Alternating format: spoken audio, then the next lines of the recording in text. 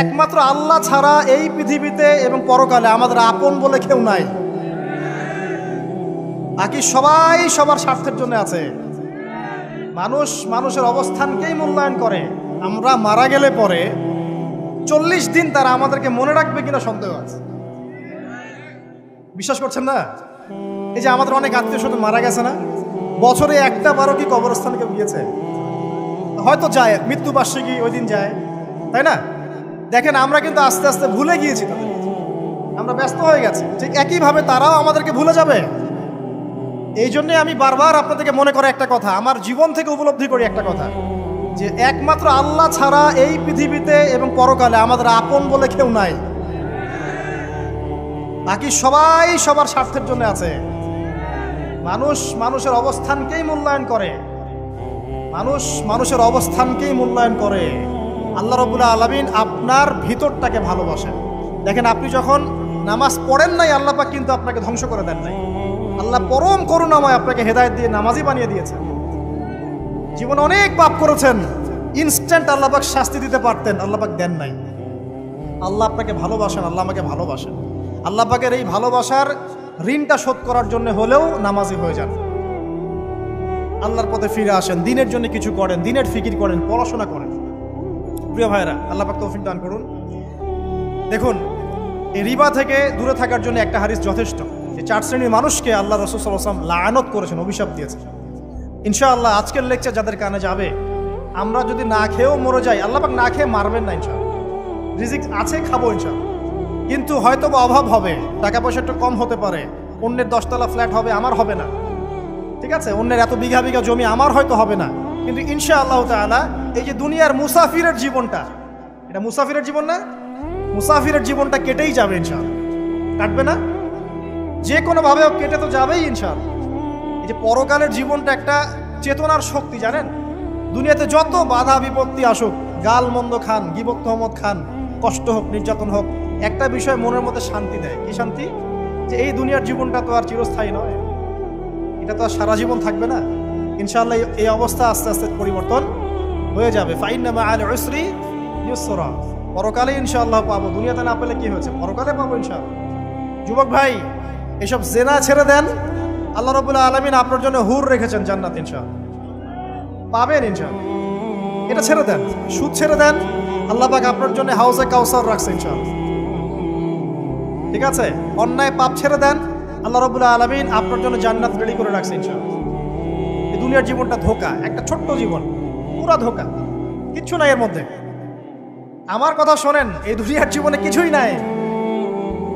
চারপাশে অনেক কিছু মনে হবে, আপনার বাড়ি আছে, গাড়ি আছে, স্ট্যাটাস আছে, টাকা পয়সা, প্রতিপত্তি সব আছে।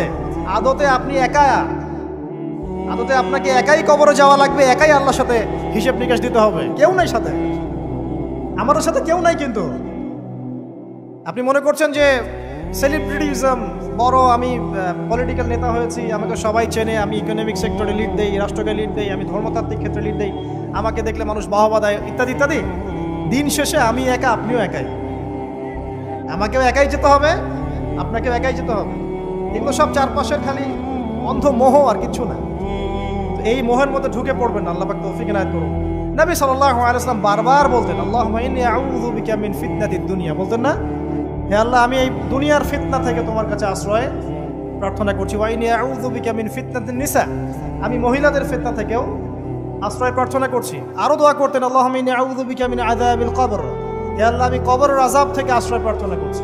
ওয়া আযাবি জাহান্নাম, জাহান্নামের আযাব থেকে আশ্রয় প্রার্থনা করছি। ওয়া মিন ফিতনাতিল মাহইয়া ওয়াল মামাত, জীবন মৃত্যুর ফিতনা থেকে আশ্রয় প্রার্থনা করছি। ওয়া মিন শাররি ফিতনাতিল মাসিহিদ দাজ্জাল, এবং দাজ্জালের ফিতনা থেকে আশ্রয় প্রার্থনা করছি। দাজ্জালে পরে আসবো ইনশাআল্লাহ। দাজ্জাল নিয়ে আলোচনা করলে আবার কিছু মানুষ খারাজি ট্যাগ লাগাই দিতে পারে, ওই জন্য এদিকে আমি এখন যাচ্ছি। হ্যাঁ, সামনে আসি। তো রিবার বিষয়টা বলছিলাম। আইয়ামে জাহিলিয়াতের যে সেই রিবা এখনকার বিশ্বে আছে কি নাই বলেন? ওই সময় না হয় মক্কায় ছিল, এখন কি সারা বিশ্বব্যাপী নাই? বিশ্বের কোনো কান্ট্রি রিবা মুক্ত না, বিশ্বের কোনো দেশ রিবা থেকে মুক্ত থাকতে পারবে না, এই বিশ্ব পরিচালনা যারা করছে ওদের আন্ডারে থাকলে। কখন হবে বিশ্ব রিবা মুক্ত? একদিন বিশ্ব রিবা মুক্ত হবে ইনশাআল্লাহ। একদিন না একদিন এই বিশ্বটা সুদ মুক্ত হবে ইনশাআল্লাহু তাআলা। তখন জালেম পার পাবে না, মাজলুমের রক্ত শ্রম বৃথা যাবে না ইনশাআল্লাহ। কবে কত বছর পর আমি জানি না, কিন্তু এতটুকু জানি যে মালহামার পরে যখন আল মাহদি আসবেন এবং তারপর যখন মাসিহুদ দাজ্জাল বের হবে এবং ঈসা ইবনে মারইয়ামকে আল্লাহ পাক নামিয়ে দিবেন, তার হাতে যখন দাজ্জাল নিহত হবে এবং জেরুজালেম থেকে যখন পুরো বিশ্ব শাসন করা হবে মুসলিমদের হাতে, তখন রিবা বলে কিচ্ছু থাকবে না পৃথিবীতে। তার আগ পর্যন্ত এই অবস্থা সলভ হবে কিনা আমরা জানি না, হতেও পারে নাও হবে। ওই সময় যে হবে নিশ্চিত ইনশাআল্লাহ। আসুন, আইয়ামে জাহিলিয়াতের আরেকটা বড় পাপ ছিল যে এক ভাই বলেছেন, সেটা হচ্ছে নারীর অবমাননা। কে বলেছে এই কথাটা? সামনে একজন। হ্যাঁ, আইয়ামে জাহিলিয়াতের অন্যতম একটা সেরা পাপ ছিল কি? নারীর অবমাননা। এটা নিয়ে কি বলতে হবে? এখন ধর্মের মধ্যেও আমরা নারীদেরকে অবমাননা করছি। বহু নামাজি ব্যক্তি আছে আমাদের মধ্যে, দেখবেন বোনের সম্পত্তি দেয় নাই,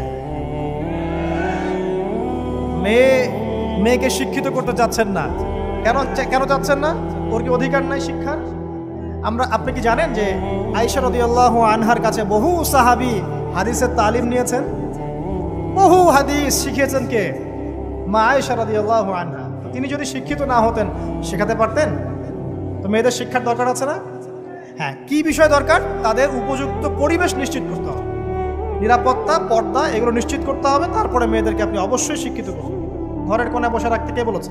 আপনি নিরাপদ পরিবেশ দেন, পর্দা দেন, তারা মাদ্রাসা যাবে, পড়াশোনা করবে। ঠিক আছে? আল্লাহ পাক আমাদের মা বোনদেরকে শিক্ষিত করার তৌফিক দান করুন, আমিন। ভালো ভালো কোয়ালিটি সম্পন্ন মহিলা মাদ্রাসা গড়ে তোলেন। আর মেয়েরা যদি শিক্ষিত না হয় তাহলে আমাদের বাড়ির বউরা শিক্ষিত হবে। আর বউ শিক্ষিত না হলে আপনি একা শিক্ষিত হয়ে লাভ নাই। তখন ওই যে বললাম টর্চার সেল, ওই টর্চার সেলে ঢুকতে হবে আর কি। কথা বুঝতে পারছেন না? আগে বিয়ে শাদী করেন, বুঝবেন ইনশাআল্লাহ। যারা করেছেন তারা অলরেডি হাসছে যে মিটমিট করে দেন। ঠিক আছে? আচ্ছা, সামনে আসেন। দেখেন মেয়েদের অবমাননা কিভাবে দেখাবো। সবচেয়ে বড় অবমাননা হচ্ছে ওদের দেহটাকে আমরা এখন পণ্য বানিয়েছি। এই যে পর্নোগ্রাফি দেখেন, এই মেয়েগুলোর ইজ্জতের কোনো দাম নাই। মানে তাদের দেহটাকে একটা ব্যবসার সামগ্রী বানানো হয়েছে। এবং আমি একটা লেকচার দিয়েছিলাম ঢাকায়, নীল দর্পণ, দেখবেন অনলাইনে আছে।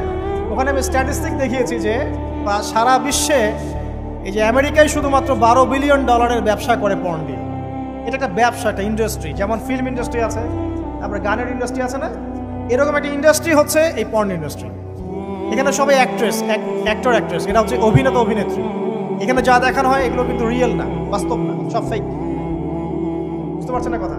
এগুলো অভিনয়, এগুলো ফেক। এবং এটা একটা ইন্ডাস্ট্রি, এর মধ্য দিয়ে মেয়েদের দেহটাকে পণ্য বানিয়ে সারা বিশ্বে ব্যবসা করছে। এবং এর একটা অন্যতম উদ্দেশ্য হচ্ছে মুসলিম যুবকদের ঈমান যেন নষ্ট করা যায়। কারণ মুসলিম যুবকদের ঈমান চলে গেলে তারা নিশ্চিন্ত যে ওদের পথে আর কেউ বাধা নাই। কারণ ওদের এই জুলুমের পথে বাধা যদি কেউ দিতে পারে তাহলে কারা দিবে? মুসলিমরা। আর মুসলিমদের মধ্যে সবচেয়ে শৌর্য বীর্য কাদের মধ্যে থাকে? যুবকদের মধ্যে। যুবকদের ঈমান যদি চলে যায় তাহলে এদের আর কোনো সমস্যা নাই। এই বিষয়টা খেয়াল করবেন যে এটা একটা ইন্ডাস্ট্রি। সো এখানে আমরা মেয়েদের দেহটাকে আমরা কি বানিয়েছি? পণ্য বানিয়ে দিয়েছি। আর এখন তো চলছে কাপড় খোলা সংস্কৃতি। প্রত্যেকটা সেক্টরে আপনি গিয়ে দেখবেন মেয়েদের ইজ্জত, সম্মান, আব্রুটাকে উন্মুক্ত করে এটাকে দিয়ে আমরা বিজনেস করছি। এটা একটা বিজনেস। এখানে সমাধান কি? সমাধান আয়েশা রাদিয়াল্লাহু আনহা। সমাধানকে সমাধান ফাতিমা রাদিয়াল্লাহু আনহা। সমাধানকে সমাধান খাদিজা রাদিয়াল্লাহু আনহা। আমাদের মা, আমাদের বোন, আমাদের স্ত্রীদেরকে তাদের মতো করে মানুষ করতে হবে, গড়ে তুলতে হবে ইনশাআল্লাহ। দেখবেন নারীর সত্যিকারের সম্মান নিশ্চিত হবে ইনশাআল্লাহ। ইসলাম কি কখনো বলেছে যে মেয়েরা কাজ করতে পারবে না, পড়াশোনা করতে পারবে না ইত্যাদি? এই নাস্তিকরা তো ঠুনকো যুক্তি দিয়ে আক্রমণ করে। কে বলেছে সমস্যা? এমন ইসলামিক স্টেট আছে যেখানে একটা স্টুডিও, মনে করি স্টুডিও, ছবি তোলা হয়, কথার কথা, সেখানে সব কর্মী মহিলা, কোনো পুরুষ নাই। একটা মাদ্রাসা, সমস্ত কর্মী মহিলা, কোনো পুরুষ নাই। একটা স্কুল, সবাই মহিলা, কোনো পুরুষ নাই। ওখানে মেয়েরাই পড়ে, মেয়েরাই শেখায়। জায়েজ না জায়েজ বলেন? একটা নিরাপদ পরিবেশে যদি মেয়েরাই মেয়েদের দায়িত্ব নিয়ে পড়াশোনা করায়, ব্যবসা করে, অন্য কিছু করে, জায়েজ না জায়েজ? তাহলে পরিবেশ নিশ্চিত করাটা হচ্ছে চ্যালেঞ্জ। ইসলাম বলছে না যে আপনি তাকে একদম অজ্ঞ করে রেখে ঘরের কোণে ফেলায় রেখে দেন, তাকে আপনি পড়াশোনাও শেখাবেন না, সম্পত্তির অধিকারও দিবেন না, কিছুই না। এগুলো ইসলাম কখনো বলেনি। বলেছে? আরে বোকা মানুষ! রাসূলুল্লাহ সাল্লাল্লাহু আলাইহি ওয়াসাল্লামের সময় তো মহিলা সাহাবীরা উহুদের যুদ্ধ করেছে। কি শুনলেন? রাসূল সাল্লাল্লাহু আলাইহি ওয়াসাল্লামের সময় মহিলা সাহাবী উহুদের যুদ্ধও করেছে। উহুদের যুদ্ধের নাম শুনেছেন? ওখানে মহিলা সাহাবীও ছিল তীরন্দাজ। তাহলে মহিলাটা কি করে নাই নবীর যুগে? খাদিজা রাদিয়াল্লাহু আনহা যত বড় ব্যবসায়ী ছিলেন, এখন এত বড় ব্যবসায়ী পাবেন? কোনো মেয়ে আছে এত বড় ব্যবসায়ী? উসমান রাদিয়াল্লাহু আনহু যত বড় বিজনেসম্যান ছিলেন, এখন এত বড় বিজনেসম্যান আছে? তো কি ছিল না সেই স্বর্ণযুগে? ওই স্বর্ণযুগের সুন্নতি আমাদেরকে আমল করতে হবে। আল্লাহ পাক তৌফিক এনায়েত করুন, আমিন। প্রিয় মা ও বোনেরা, পর্দা ছাড়বেন না। আপনাদের জন্য 4টা কাজ: স্বামীর আনুগত্য করা, লজ্জাস্থানের হেফাজত করা, আপনার 5 ওয়াক্ত সালাত ঠিকঠাক মতো আদায় করা এবং রমজান মাসে সওম রাখা। নবীজি বলেছেন সাল্লাল্লাহু আলাইহি ওয়াসাল্লাম, জান্নাতের যে কোনো দরজা দিয়ে ইচ্ছা আপনি প্রবেশ করতে পারবেন। আপনার জন্য সহজ। আর স্বামীর আনুগত্য বলতে আমি বুঝাইনি স্বামীর দাসত্ব করতে হবে, এটা বলিনি।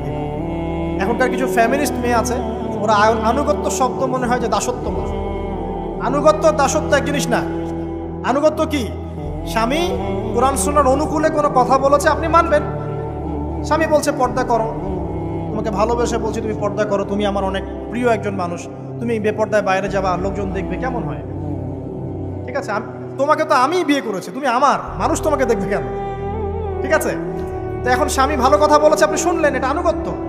আর ওই স্বামী যদি বলে আসো তো আমার কলিগরা এসেছে, ওকে খাবার সার্ভ করতে হবে, আসো খাবারটা পরিবেশন করো, এখন আপনি বেপর্দা হয়ে আপনার স্বামীর কলিগের সামনে খাবার পরিবেশন করতে শুরু করবেন, এটা কি আনুগত্য করতে হবে? এটা তখন আপনি আনুগত্য করবেন না।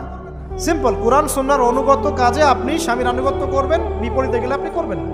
স্বামীর আনুগত্য মানে স্বামীর দাসত্ব নয়। আর এই হাদিসটা আপনি কেন ভুলে যান যে আল্লাহ রাসূল সাল্লাল্লাহু আলাইহি ওয়াসাল্লাম বলেছেন, আল্লাহ ছাড়া যদি কাউকে সেজদা করা যেত, সম্মান বুঝাচ্ছেন, আল্লাহ ছাড়া যদি কাউকে সেজদা করা জায়েজ হতো, আমি মেয়েদেরকে বলতাম যেন স্বামীকে সেজদা করে। কেন? কারণ আপনাকে রেসপন্সিবিলিটি, আপনার খাবার, আপনার ফুড, আপনার শেল্টার, আপনার মানে পুরো দায় দায়িত্ব নিজের হাড় ভাঙা পরিশ্রম দিয়ে, জীবনের ঝুঁকি নিয়ে স্বামী আপনার জন্য করে।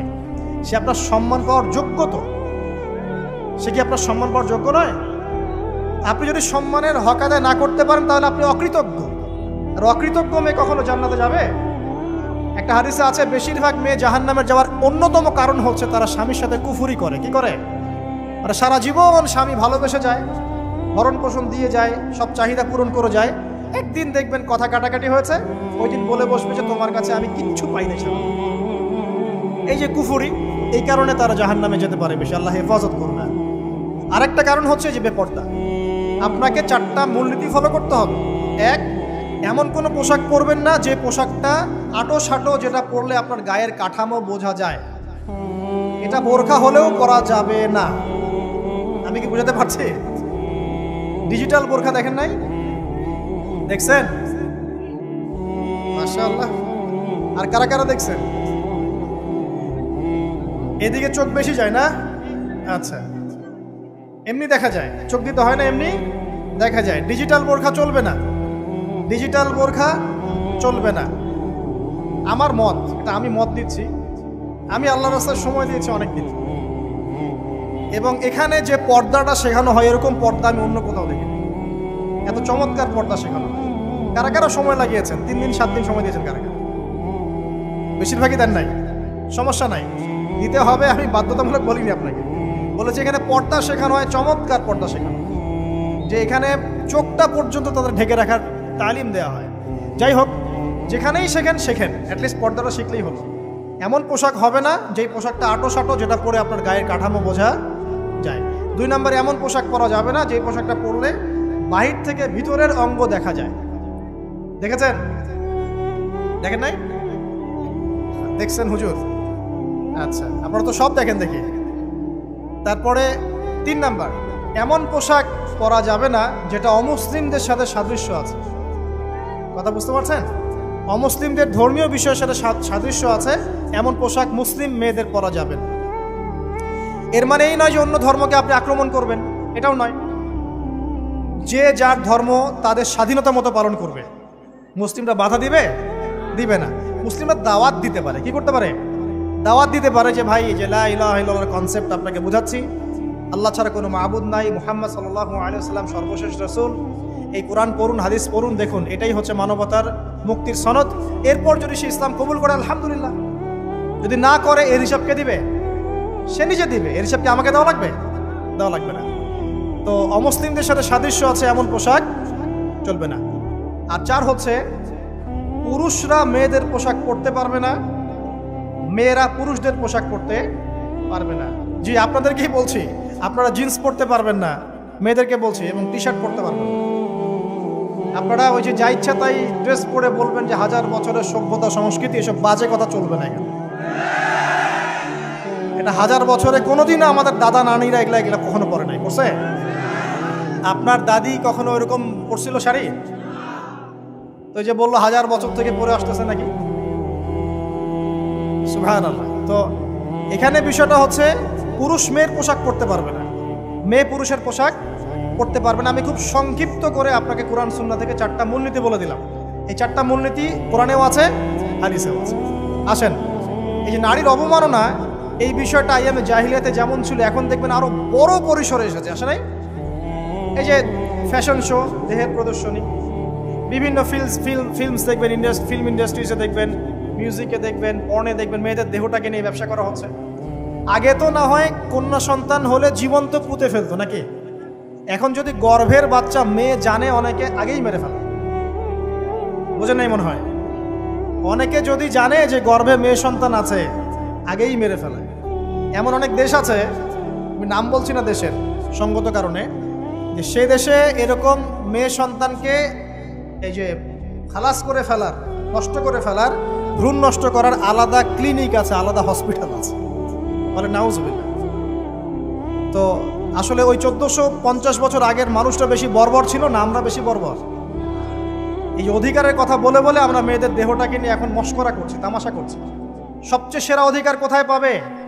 কোরআনে পাবে, হাদিসে পাবে, ইসলামে পাবে। তার পর্দা নিশ্চিত হবে, দেহ সেফ থাকবে, তার ইজ্জত নিশ্চিত হবে, ইজ্জত সেফ থাকবে, তার সম্মান সেফ থাকবে, তাকে রাজরানীর মতো স্বামী বাসায় রাখবে, কারণ সে হচ্ছে তার কাছে সবচেয়ে মূল্যবান প্রিয় বস্তু। শুধু তাই নয়, সম্পত্তির অধিকার তাকে দিতে হবে। একজন মেয়ে তার ভাইয়ের সম্পত্তি পাবে, তার বাবার সম্পত্তি পাবে, তার স্বামীর সম্পত্তি পাবে, সব দিক থেকে সে সম্পত্তি পাবে। আর একজন ছেলে কিন্তু সব দিক থেকে সম্পত্তি পাবে না। এই বিষয়গুলো যখন এক শ্রেণীর মানুষ বোঝে না, তখন ইসলামের বিরুদ্ধে অহেতুক প্রপাগান্ডা চালানো শুরু করে। সবচেয়ে সেরা সম্মান রক্ষার উদাহরণ দেয়া হয়েছে ইসলামে, কোরআনে এবং হাদিসে। এই কথাটা আপনাদের মা বোনদেরকে বোঝাবেন, তবে নম্রতার সাথে বোঝাবেন, কারণ উচ্চবাচ্য করলে তারা কথা শুনবে। আল্লাহ রাসূল সাল্লাল্লাহু আলাইহি ওয়াসাল্লাম বলেছেন, কিছুটা বাঁকা হাত দিয়ে তাদেরকে তৈরি করা হয়েছে। যদি আপনি শক্ত করে চাপ দিতে যান তাহলে ভেঙে যাবে, আর যদি আপনি ওই অবস্থায় ছেড়ে দেন তাহলে বাঁকাই থেকে যাবে। এখানে আপনাকে হিকমা অবলম্বন করতে হবে। আল্লাহ পাক তৌফিক দান করুন। একটা বিষয় বলছিলাম, ওই যে শিরকের পাপ এখন গ্লোবালাইজেশন হয়েছে না, ওই সুদের পাপ এখন গ্লোবালাইজেশন হয়েছে না। গ্লোবালাইজেশন বোঝেন? মানে বিশ্বায়ন, পুরো বিশ্বে ছড়িয়ে পড়েছে না। আর একটা হচ্ছে এই যে মেয়েদের অবমাননা, এটা সারা বিশ্বে ছড়িয়ে পড়ে নাই?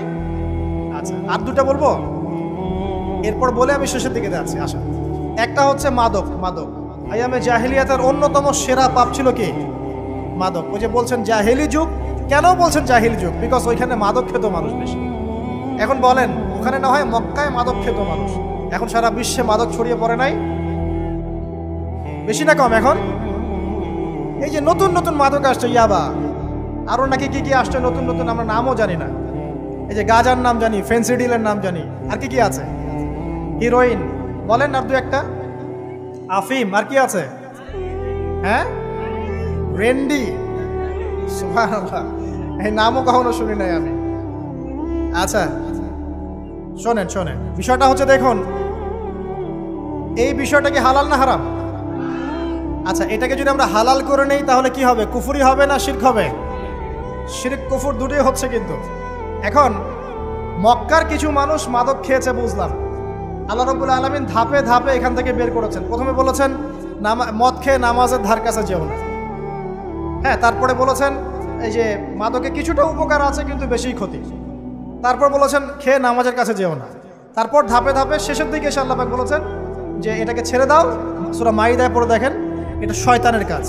তখন সাহাবায়ে কেরাম রাদিয়াল্লাহু আনহুম পুরোপুরি মাদক থেকে নিজেদেরকে মুক্ত করলেন। এরপরে কি কখনো তারা মাদক ছুঁয়েও দেখেছেন? বরং মাদকদ্রব্য সেবন করলে 40টা লাঠি বেত্রাঘাত করতে হয় ইসলামিক শাস্তি। কয়টা লাঠি? আর উমর রাদিয়াল্লাহু আনহুর সময়ে 40 লাঠিকে বাড়িয়ে 80 লাঠি করা হয়েছে। কত লাঠি? 80 লাঠি। কিন্তু আরো একটা পাপের শাস্তি আছে, বলবো? অপবাদ। এখন যেটা বেশি দেওয়া হয়, অপবাদ, মিথ্যা অপবাদ, সতী সাদী নারীর উপরে মিথ্যা অপবাদ, এর শাস্তি হচ্ছে 80 লাঠি। আবার 100 লাঠির শাস্তি আছে, 100 লাঠি। এটা কিসের জানেন? জিনা। জিনা এই যে যারা করছেন, এর শাস্তি হচ্ছে 100 লাঠি। তাও জনসমক্ষে দিতে হবে, গোপনে না। আর 1 বছরের জন্য এলাকা ছাড়া করতে হবে। রজম একটা শাস্তি আছে, রজম। এটা কি? রজম মানে পাথর নিক্ষেপ করে হত্যা। এটা তো বর্বর, তাই না? অমানবিক, মধ্যযুগীয়। এসব কথা শুনছেন না? শোনেন, কিছু কিছু বিষয় আছে যে বিষয়গুলো করার পরে এই পৃথিবীতে মানুষ বেঁচে থাকার অধিকারটা হারিয়ে ফেলে। কথা বুঝতে পারছেন না? কিছু কিছু পাপ আছে, এগুলো করলে পরে মানুষ এই পৃথিবীতে বেঁচে থাকার অধিকারটা হারায় ফেলে। যেমন কোনো বিবাহিত ব্যক্তি যদি জেনা করে, নাউজুবিল্লাহ, কোনো ছেলে যদি কোনো ছেলের সাথে যৌন সম্পর্ক করে, সমকামী করে, বা এটাকে যেটা গে মানে যেটা কি বলে, সমকামিতা, ঠিক আছে? এই কাজ যদি কেউ করে, নোংরা কাজ যদি কেউ করে, কোনো মেয়ে যদি কোনো মেয়ের সাথে এরকম কোনো কাজ করে, একই পাপ। এসব পাপ করলে পরে এই পৃথিবীতে বেঁচে থাকার অধিকারটা সে হারিয়ে ফেলে। কথা কি বুঝতে পারছেন? আচ্ছা, তখন শাস্তি হচ্ছে আল্লাহ রাব্বুল আলামিন পাথর নিক্ষেপ করে হত্যা করতে বলেছেন। কারণ হচ্ছে সে এত গর্হিত একটা কাজ করেছে যেটা এই শাস্তি পাওয়ার সম্পূর্ণ যোগ্য। এবং কওমে লূত নামে যে কওম ছিল, ওই কওমটাকে আসমানে উঠিয়ে আল্লাহ পাক পাথর বর্ষণ করে এভাবেই শেষ করে দিয়েছে। জর্ডান একটা দেশ আছে না, জর্ডান? জর্ডানের পাশে ডেড সি নামে একটা জায়গা আছে, ডেড সি, মৃত সাগর। ওইখানে সাদুম নামে একটা গোত্র থাকতো। কোন গোত্র? সাদুম। ওই সাদুম গোত্র এরকম সমকামী ছিল। আল্লাহ রাব্বুল আলামিন লূত আলাইহিস সালামকে পাঠিয়েছিলেন, তারা হেদায়েতের বাণী শোনে নাই। আল্লাহ পাক ওদেরকে আসমানে উঠিয়ে পাথর নিক্ষেপ করে উল্টা দিকে দাফন করে দিয়েছে। কিছু কিছু পাপ আল্লাহ পাক সহ্য করেন না, আল্লাহ পাকের আরশ কেঁপে ওঠে। এই পাপগুলো সেরকম পাপ। কথা বুঝতে পারছেন? তো এই যে জিনা, পর্নোগ্রাফি, ব্যভিচার, পরকে, এগুলোর মধ্য দিয়ে আমরা নারীর অবমাননা করছি না?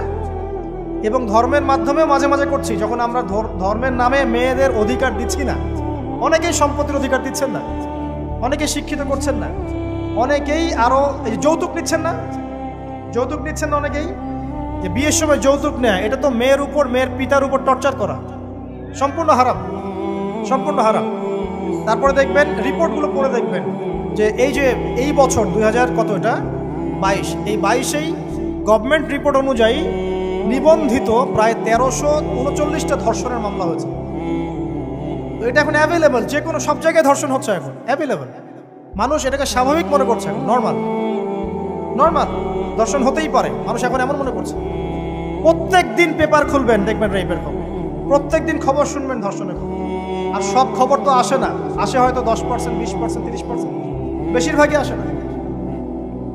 এলাকায় মোড়ে মোড়ে দেখবেন, গ্রামে গঞ্জে শহরে বন্দরে খালি ইফটিজিং দেখবেন, খালি ইফটিজিং। মেয়েদেরকে যৌন হয়রানি করা হচ্ছে, বাসে, অটোতে, টেম্পুতে, সব জায়গায়। বাসের মধ্যে মেয়েকে রেপ করে ফেলা হচ্ছে।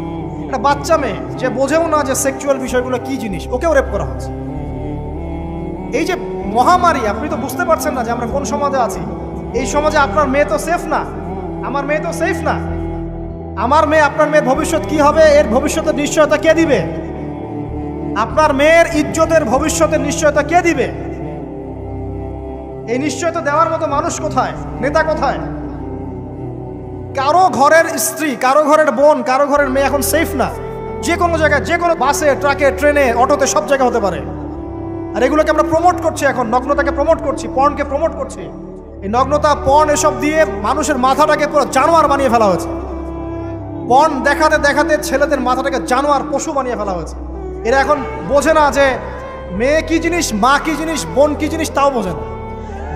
ভাই বোনের সাথে জেনা করেছে, চাচাতো বোন চাচাতো ভাইয়ের সাথে জেনা করছে, চাচাতো ভাই ফুফাতো বোনের সাথে জেনা করছে। রংপুরের খবর শুনলাম যে মায়ের সাথে ছেলেও জেনা করেছে। না, এগুলো কেন হচ্ছে? এই মহামারী কেন হচ্ছে? কি সমাধান দিবে? সমাধান ইসলামে ছিল, আমরা নেই নাই। সমাধান হচ্ছে, প্রথম সমাধান অশ্লীলতার মহামারী বন্ধ করতে হবে, পর্দা নিশ্চিত করতে হবে, পর্নোগ্রাফির সমস্ত সাইটগুলো বন্ধ করে ফেলতে হবে। আজকের নিউজ দেখেছি আমি, এটা আমি ধন্যবাদ জানাই বাংলাদেশ গভর্নমেন্টের যে তথ্য প্রযুক্তির যে সেন্টার আছে, প্রায় 26,000 পর্ন সাইট তারা বন্ধ করে দিয়েছে, আলহামদুলিল্লাহ। তো কথা বললে তো কাজ হবে, কথা না বললে কাজ হবে কিভাবে? 26,000 পর্ন সাইট তারা বন্ধ করে দিয়েছে। যখন সমাজের মানুষ পর্ন দেখতে দেখতে পশু হয়ে গেছে, আপনি বাইরে এই যে আলখাল্লা টুপি দাঁড়িয়ে পরে ঘুরলে লাভ আছে? ভিতর থেকে তো আপনি পশু। দেখবেন মসজিদ ইমাম সাহেব নামাজ পড়তে এসেছে, বাসায় পর্ন দেখে আসছে, নামাজে কোনো মনোযোগ নাই। দেখবেন টাপাটাপ নামাজ পড়ছে, কোনো মনোযোগই নাই, পর্ন দেখে। ইমানের আলোচনা করবেন, খুব লাফালাফি করলো, 2 দিন পর দেখবেন কোনো খবর নাই, পর্ন দেখতে দেখতে ভিতরটা শেষ, ড্যামেজ। পর্নোগ্রাফিতে যে একবার আসক্ত হয়েছে, তার মধ্যে ইমানের কোনো তেজই থাকবে না, কোনো তেজ থাকবে না। এখন আলেম জালেম সবার ফোনে ফোনে দেখবেন পর্ন চলে আসতেছে, কেউ দেখতে না চাইলেও তাকে দেখতে বাধ্য করা হচ্ছে। ফেসবুকে ঢুকবেন, নগ্ন দৃশ্য। এই নগ্নতা দিয়ে, এই পর্নোগ্রাফি দিয়ে, এই যে মিডিয়ার মধ্যে দিয়ে প্রমোটিংটা দিয়ে ব্যভিচার ছড়িয়ে দেয়া, জেনা ছড়িয়ে দেয়া, অশ্লীলতা ছড়িয়ে দেয়া, পরকীয়া ছড়িয়ে দেয়, এর মধ্য দিয়ে নারীর সম্মান, দেহ, ইজ্জতকে আমরা এখন রাস্তার সাথে মিশিয়ে দিয়েছি। কিসের অধিকারের কথা বলছে? কিসের নারী অধিকারের কথা বলছে? খালি ডিগ্রি সার্টিফিকেট অর্জন করতে পারলেই অধিকার হয়? আমার তো ইজ্জতই ঠিক থাকলো না, আমার অধিকার কোথায় থাকলো? একটা সার্টিফিকেট অর্জন করার জন্য কলেজের মেয়েদেরকে বড় বড় নেতার বেডরুমে ঢুকানো হচ্ছে, দেখেন নাই? তো একটা সার্টিফিকেট অর্জন করতেই হবে আমাকে, নিজের ইজ্জত বিক্রি করে দিয়ে হলেও আমার সার্টিফিকেট অর্জন করতেই হবে। লাথি মারি এসব পড়াশোনার পিছনে, দরকার নেই আমার পড়াশোনা। পড়ছে বাসায়, এলাকায় এলাকায় মহিলা মাদ্রাসা করেন, মাদ্রাসায় মেয়েদেরকে পড়ান।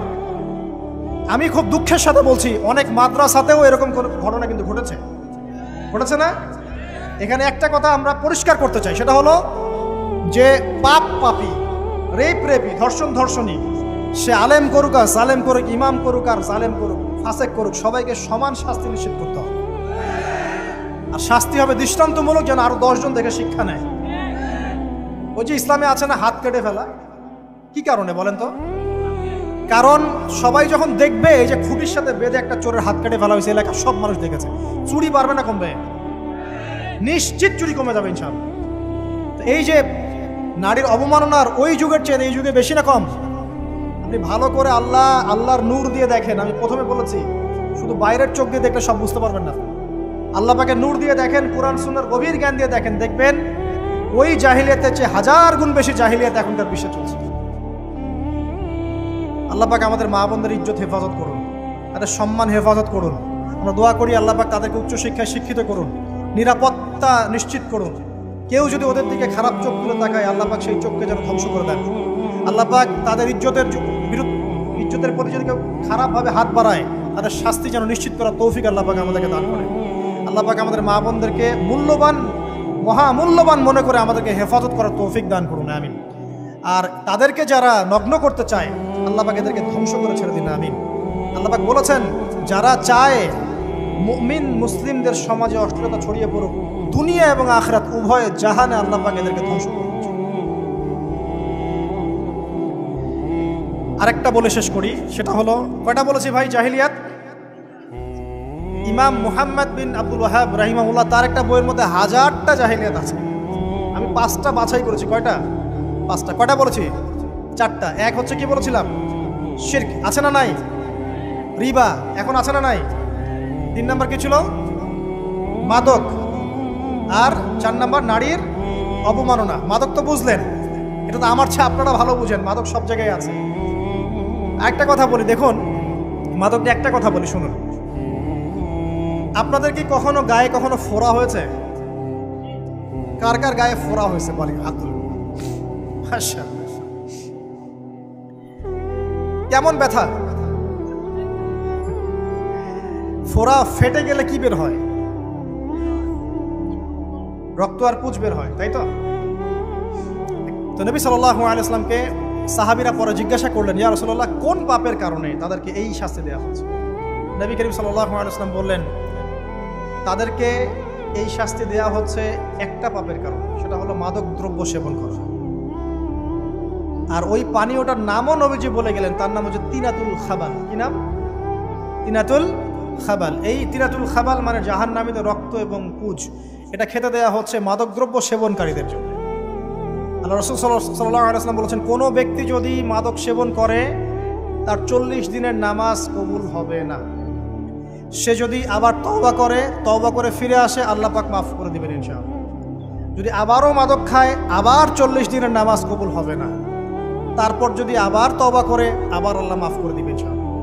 তারপর যদি আবার মাদক খায়, আবার 40 দিনের নামাজ কবুল হবে না। তারপর যদি আবার তওবা করে, আবার আল্লাহ মাফ করে দেবেন। তারপরে যদি আবার মাদক খায়, তখন আল্লাহ রাব্বুল আলামিন তাকে তিনাতুল খাবাল পান করান। প্রিয় ভাইরা, আপনারা মুসলিম না? আমরা মুসলিম না? মুসলিম যুবকদের সবচেয়ে সেরা অস্ত্র হচ্ছে ঈমান এবং নৈতিকতা। অন্যরা জাহিলিয়াতের স্রোতে ভেসে যাক, মুসলিম তরুণরা কখনো জাহিলিয়াতে যাবে না ইনশাআল্লাহ। আমার সাথে ওয়াদা করেন যে কোনো প্রকার মাদক দ্রব্যের সাথে সংশ্লিষ্ট থাকবেন না। একটা সিগারেটেও কখনো টান দিবেন না। কারণ সিগারেটটা কি? সিগারেট আপনাকে আস্তে আস্তে অন্য মাদকের দিকে নিয়ে যাবে। সিগারেট খাওয়া শিখেছিস, এখন গাঁজাও খা। গাঁজা খাওয়া শিখলে এখন ওটা খা, এই করতে থাকে। এক পর্যায়ে আপনি এখান থেকে আর বের হতে পারবেন। এখানে আপনার দেহের ক্ষতি, আপনার মস্তিষ্কের ক্ষতি, আপনার পরিবারের ক্ষতি। এমন আপনি যদি পরবর্তীতে গিয়ে পরিবার গঠন করতে চান, আপনি সুখী পরিবারও গঠন করতে পারবেন না, কারণ ভিতর থেকে আপনি নিজেকে শেষ করে ফেলছেন।